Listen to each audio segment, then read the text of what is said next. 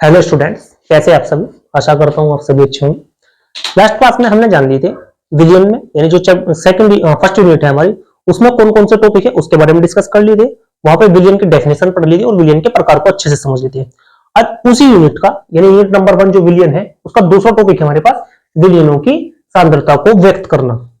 तो सबसे पहले हमारे पास जो शब्द आ गया, ये आ गया भाई विलियन की सांद्रता। विलियन की सांद्रता होगी क्या? तो विलियन की सांद्रता होगी बेटा कि कोई भी विलियन है, उस विलियन में विलायक और विलेय का जो कंपैरिजन है वो एग्जैक्ट क्या कहलाएगा?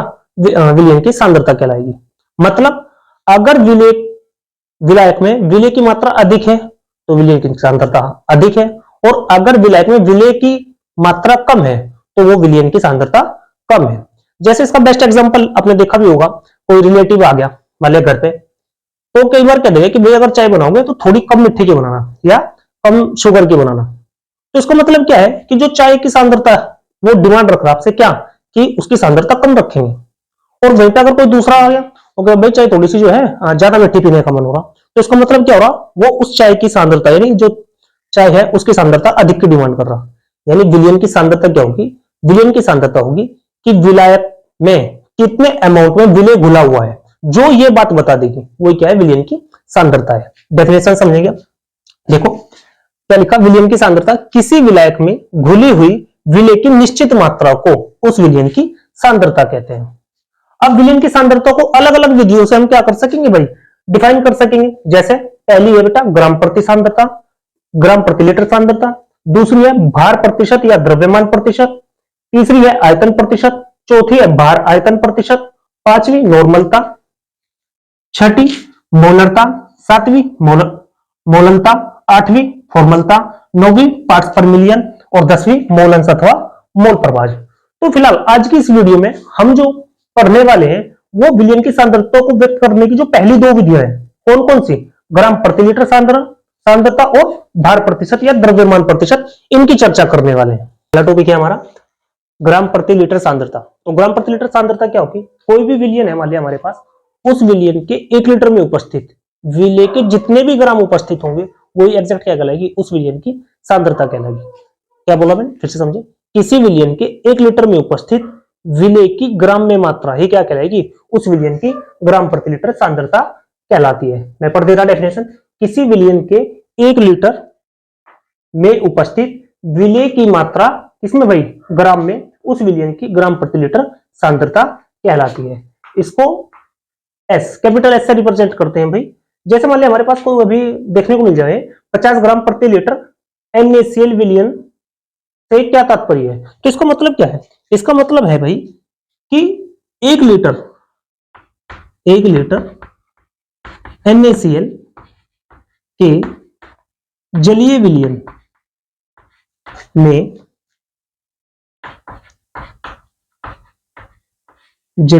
में 50 ग्राम NaCl उपस्थित है।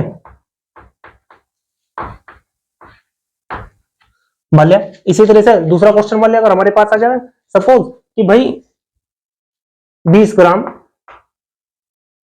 प्रति लीटर सुक्रोज का जलीय विलयन या नमक का ही लेने चलो, NaCl का जलीय विलयन, तो इसका क्या मतलब होगा? इसका मतलब है कि NaCl के 1 लीटर में उपस्थित कितने ग्राम भाई, NaCl का जो जलीय विलयन है उसमें NaCl के कितने ग्राम उपस्थित है? 20 ग्राम उपस्थित है। तो आपको समझ आ गया होगा भाई विलयन की सांद्रता किसमें भाई, ग्राम प्रति लीटर में। अब दूसरा टॉपिक हमारे पास भार प्रतिशत या द्रव्यमान प्रतिशत। भार प्रतिशत या द्रव्यमान प्रतिशत क्या होगा? ये होगा बेटा किसी विलयन के 100 ग्राम में उपस्थित विलेय की ग्राम में मात्रा उसकी भार प्रतिशत कहलाती है। इसको रिप्रेजेंट करेंगे भाई हम small w by capital W से, और यहां पे साइन किसका लगा देंगे, परसेंटेज का लगा देंगे। ऊपर क्या है यहाँ पे विलेय का भार, और विलेय का भार किसमें भाई, ग्राम में। मैं लिख दे रहा, चलो फॉर्मूला बनेगा बेटा इसका, विलेय का भार किसमें भाई, ग्राम में, अपॉन विलयन का भार, विलयन का भार, और ये भी किसमें भाई, ग्राम में। मतलब क्या होगा, भार प्रतिशत दोबारा समझे कि कोई विलियन है मान लिया हमारे पास, उस विलियन के 100 ग्राम में जितने भी ग्राम विलय उपस्थित होगा, एग्जैक्ट वही क्या कहलाएगी उसकी भाई भार प्रतिशत या द्रव्यमान प्रतिशत। रिप्रेजेंट किससे करेंगे, small W by capital W, यानी विलय का देखते हैं भाई भार प्रतिशत या द्रव्यमान प्रतिशत का न्यूमेरिकल। तो क्वेश्चन है हमारे पास 200 ग्राम विलियन में 10 ग्राम नमक उपस्थित है, नमक का भार प्रतिशत ज्ञात कीजिए। तो सबसे पहले फॉर्मूले की बात करें भाई, तो भार प्रतिशत रिप्रेजेंट किससे करेंगे भाई इसको, small W by capital W, percentage. अभी अभी फॉर्मूला लिखे थे, फॉर्मूला क्या है बेटा, विलय का भार इसमें भाई ग्राम में अपॉन विलियन का भार, ये भी किसमें है भाई, ग्राम में, और मल्टीप्लाई बाई 100। तो फॉर्मूले में वैल्यू पुट करो और आंसर पाओ। भाई विलय का भार कितना है इसमें 10 ग्राम, विलियन का भार दिया इसने कितना बेटा 200 ग्राम। तो यानी यहां से हमारे पास जो निकल के आएगा द्रव्यमान प्रतिशत बराबर विलय का भार है बेटा 10 ग्राम, विलियन का भार है 200 ग्राम और वो 100 एज इट इज। तो यहां से कैंसल और 2 से इसको काटते हैं तो कितना जाएगा बेटा, यह जाएगा हमारे पास 5%।